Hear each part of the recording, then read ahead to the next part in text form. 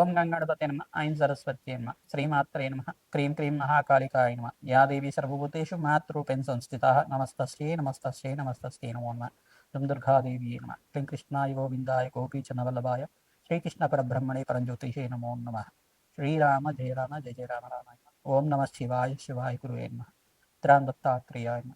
YouTube ప్రేక్షకులకు అందరికీ నమస్కారం అండి. నేను పాలపర్తి గురునాథ్ శర్మ జ్యోతిష్యం వాస్తు సిద్ధాంతిని. మీకంతా కూడా గోచారిత్య గ్రహాల యొక్క ప్రభావం అంతా కూడా మేషాది ద్వాదశ రాశుల వాళ్ళకంతా కూడా విశ్లేషణ చేయడం జరుగుతుంది. ఈ రోజున మనమంతా కూడా చెప్పే విషయం ఏంటంటే ప్రధానంగా రాహుకేతు ప్రభావం అంతా కూడా కాలసర్ప దోషం అంటే ఏంటి, అసలు కాలసర్ప దోషాన్ని అంతా కూడా ఏ రకంగా విశ్లేషణ చేసుకోవాలి, కాలసర్ప దోషానికి అంతా కూడా పరిష్కారం ఏ రకంగా ఆచరించాలి, అసలు కాలసర్ప యోగం అంటే ఏంటి, కాలసర్ప దోషం అంటే ఏంటి అంతా కూడా జ్యోతిష్ సిద్ధాంతం ప్రకారంగా మీకు అంతా కూడా విశ్లేషణ చేయడం జరుగుతుంది. ప్రధానంగా కాలసర్ప దోషము కాలసర్ప యోగము అని చెప్పేసి అంటే కనుక ఈ యొక్క కాలసర్పం అనేది రాహుకేతు ప్రభావం వల్ల, రాహుకేతులంతా కూడా ఛాయాగ్రహాలుగా చెప్పడం జరుగుతుంది. ప్రధానంగా ఛాయాగ్రహాలకి ఈ యొక్క సొంత ఇల్లు అనేది ఉండదన్నమాట. ఏ యొక్క రాశులకంతా కూడా వారికి రాష్ట్రాధిపత్యం లభిస్తూ ఉంటుంది. మిగతా గ్రహాలకన్నిటి కూడా రాహుకేతులంతా కూడా ఛాయాగ్రహాలు కాబట్టి వాటికంతా కూడా సొంత ఇల్లు అనేది ఉండదు. ప్రధానంగా ఏ గ్రహానికైతే గనక కలియికతో పాటు ఉంటారు, ఏ రాష్ట్రాధిపతితో పాటు కలియికతో ఉంటారు, ఏ రాశిలో అంతా కూడా వీరు సంచారం చేస్తుంటారు, లగ్న చక్ర ప్రకారంగా కానీ గోచారిత్య కానీ వాటి ప్రభావం అంతా కూడా ఆ రాష్ట్రాధిపతి ఇచ్చే ఫలితాన్ని ఇస్తుంటారు. ఛాయా మార్తండ ప్రధానంగా ఛాయాగ్రహాలంతా కూడా చూసుకుంటే వీళ్ళంతా కూడా రాహు కేతు గ్రహాలంతా కూడా చూసుకుంటే రాహు గణాలని చెప్పేసి అంటారు. ప్రధానంగా గ్రహాలకి వీళ్ళంతా కూడా ప్రభావం ఏ రకంగా చూపిస్తుంటారు, అపసవ్య దిశలో సంచారం జరుగుతూ ఉంటుంది వీళ్ళదంతా కూడా.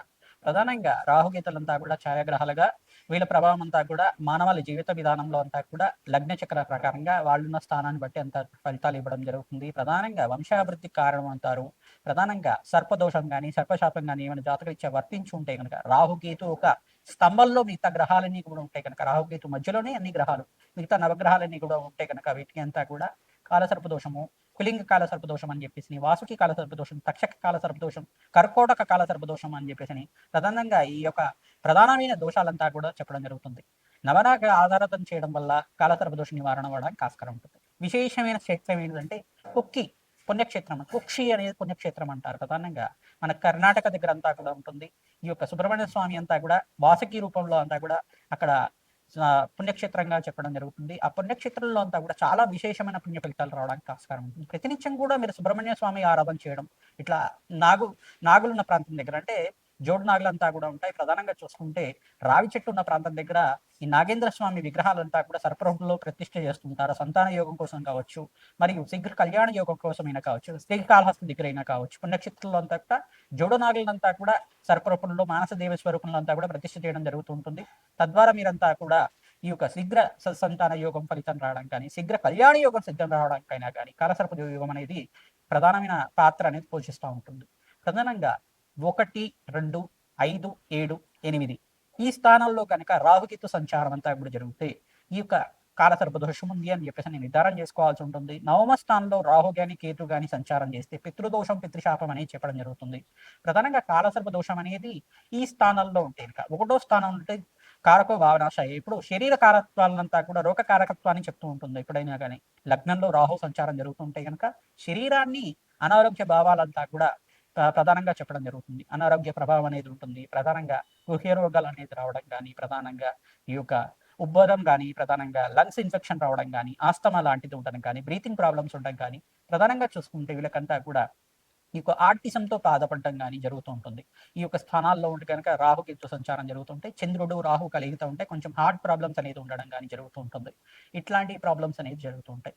ప్రధానంగా రాహుకేతులంతా కూడా గోచారిత్య వీళ్ళ ప్రభావం చాలా ఎక్కువగా ఉంటుంది. ఎక్కువ సంవత్సరాలంతా కూడా వీళ్ళ దశ అంతా కూడా నడుస్తుంది కాబట్టి తద్వారా మానవాళికి మేషాది ద్వాదశ వాళ్ళకంతా కూడా ప్రభావం ఎక్కువగా ఉంటుందన్నమాట. విదేశీయాన యోగం సిద్ధించాలన్నా, ప్రధానంగా స్థిర ఐశ్వర్యం రావాలన్నా, ఆకస్మికంగా ధనయోగం ధన ప్రాప్తి రావాలన్నా రాహుకేతు ప్రభావం అంతా కూడా ముఖ్య పాత్ర పోషిస్తూ ఉంటుందన్నమాట.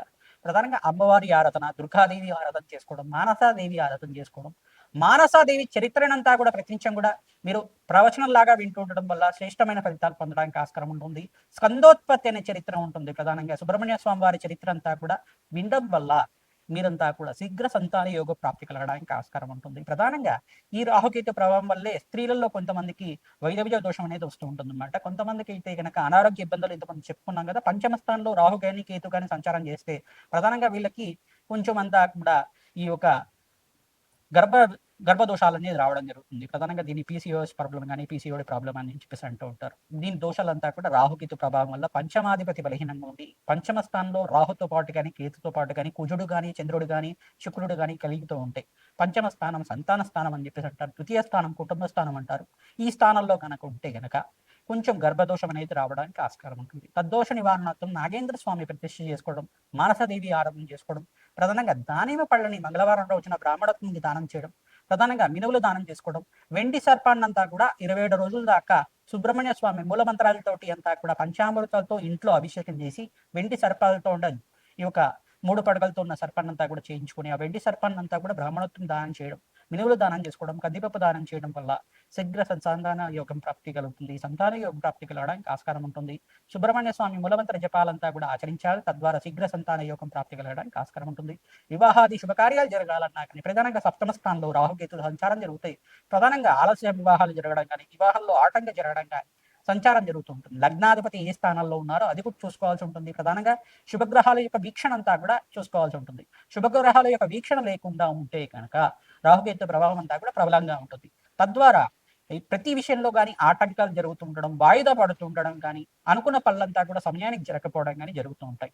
తద్వారా ప్రతినిత్యం కూడా అమ్మవారి ఆరాధన చేసుకోవడం వల్ల సర్పసూక్త పారాయణం చేయించడం, మానసదేవి మూలమంత్రాన్ని అంతా కూడా జపాలు ఈ యొక్క తర్పణాలంతా కూడా ఆచరించడం గల ప్రధానంగా సర్ప మండలం అంతా కూడా వేసి దానికంతా కూడా నవరాగ బలి అంతా కూడా ఆచరించడం వల్ల మీకంతా కూడా శీఘ్ర సంతాన యోగ ప్రాప్తి, శీఘ్ర వివాహ యోగ ప్రాప్తి, వివాహమాది శుభకార్యాలు కలగాలన్నా సర్పదోషము సర్పశాపం ఉందని మీ జాతకరీత్యా ఏ స్థానంలో ఉంది, ఏ యొక్క దశలో ఉంది సర్పశాపం అంతా కూడా విశ్లేషణ చేయడం జరుగుతుంది.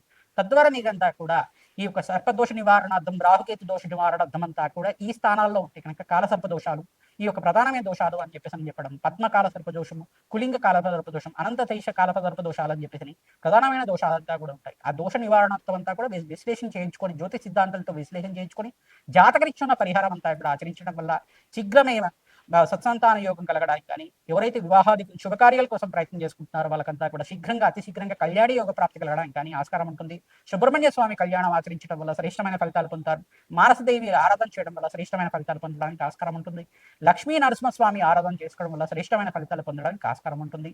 తద్వారా మీకంతా కూడా తద్దోష నివారణార్థం అంతా కూడా తీరి మనోవాంఛాలంతా కూడా ధర్మబద్ధమైన కోరికలంతా కూడా తీరడానికి ఆస్కారం ఉంటుంది. రాహుకేతు ఆరాధన చేసుకోవడం వల్ల అఖండమైన ఐశ్వర్య ప్రాప్తి కలుగుతుంది. కోటేశ్వరి యోగం సిద్ధించడానికి ఆస్కారం ఉంటుంది. ధన ధాన్యాది సమృద్ధి కలగాలన్నా, మీకు స్థిరత్వమైన ఐశ్వర్యం సిద్ధించాలన్నా, స్థిరాస్తి కలగాలన్నా రాహుకేతు ప్రభావం అంతా కూడా మానవాళి మీద చాలా బాగా ఉంటుంది. కావున ఈ ప్రభావం అంతా కూడా దోష నివారణార్థం జన్మజాతకం ప్రధానంగా ఉంటుంది. కావున జాతకరీత్యా ఉన్న దోషాలకంతా కూడా పరిష్కారం ఆచరించండి. కర్కాటక రాశి జాతకులకి ప్రధానంగా రాశి తెలిసి ఉంటే కనుక రాశిని చూసుకోండి, లేదు లగ్నం తెలిసి ఉంటే లగ్నాన్ని చూసుకోండి. ప్రధానంగా జాతకరీత్యా ఉన్న దోషాలకి పరిహారం చెప్తున్నాము.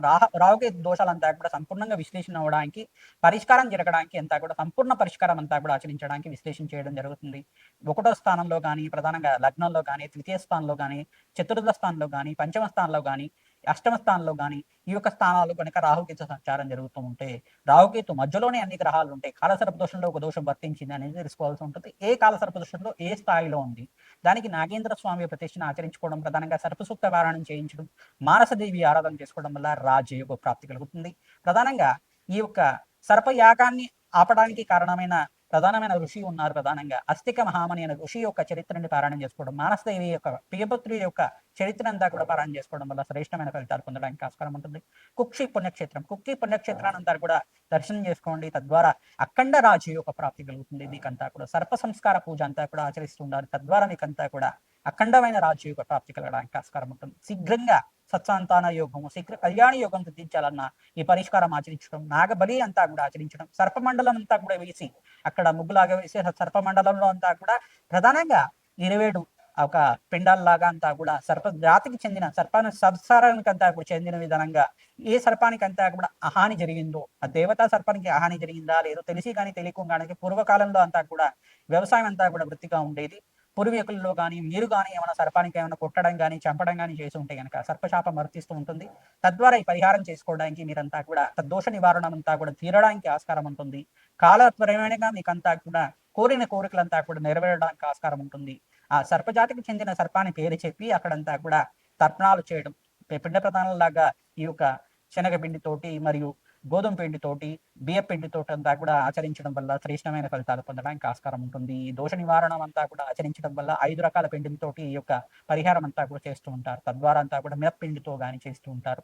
తద్వారా మీరంతా కూడా దోష నివారణ అవడానికి ఆస్కారం ఉంటుంది. సర్ప సంస్కార పూజ అంతా కూడా ఆచరిస్తూ ఉంటారు. కుక్షి పుణ్యక్షేత్రంలో అక్కడ ఆచరించడం, రావి చెట్టు, వేప చెట్టు ఉన్న ప్రాంతం దగ్గర నాగేంద్ర స్వామి ప్రతిష్ఠ చేసుకోవడం, యొక్క మీకంతా రామేశ్వరం దగ్గరైనా కానీ రావకేతు నివారణ పూజలంతా కూడా ఆచరించుకోవడం వల్ల శ్రేష్టమైన ఫలితాలు పొందడానికి ఆస్కారం ఉంటుంది. తద్వారా రాజయోగ ప్రాప్తి కలుగుతుంది. ఈ యొక్క సుబ్రహ్మణ్య స్వామి కళ్యాణం ఆచరించినా కానీ కోరిన కోరికలంతా కూడా నెరవేరడానికి ఆస్కారం ఉంటుంది. శీఘ్రంగా కళ్యాణ యోగ ప్రాప్తి కలగడానికి ఆస్కారం ఉంటుంది. ఓం శరవణ భవాయ నమః.